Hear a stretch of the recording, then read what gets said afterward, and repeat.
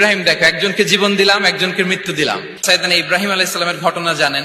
ওনাকে শিকল দিয়ে বেঁধে নমরুদের রয়্যাল প্যালেসে আনা হলো। নমরুদ বলল, ইব্রাহিম কাকে মানো? আল্লাহকে মানি। কোন আল্লাহ?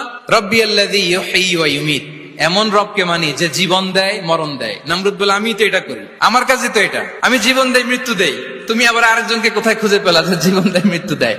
তো জেলখানা থেকে ফাঁসির দণ্ডপ্রাপ্ত দুজন আসামিকে ডেকে আনা হলো। একজনকে বলা হলো শিরচ্ছেদ করা হলো, আরেকজনকে বলা হলো শিরচ্ছেদ করতে যাবে, বলে স্টপ, থামো, ওকে ছেড়ে দাও, ওকে আমি জীবন দিলাম।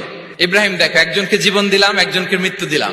ইব্রাহিম আলাইহিস সালাম বললেন, ফাইন্নাল্লাহা ইয়াতি বিশ-শামসি মিনাল মাশরিকি ফাআতি বিহা মিনাল মাগরিব ফাবুহিতাল্লাযী কাফার। নমরুদ, বুঝলাম একজনকে তুমি জীবন দিলা, মৃত্যু দিলা, এটা তুমি করতে পারো, জীবন দাও মৃত্যু দাও, কিন্তু আল্লাহ তাআলা প্রতিদিন উষা লগ্নে পূর্ব দিগন্ত থেকে সূর্য উঠান, গুধুলি লগ্নে তিনি পশ্চিম দিগন্তে সূর্য ডোবান।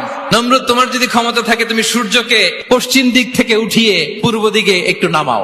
ফাবুহিতাল্লাযী কাফার।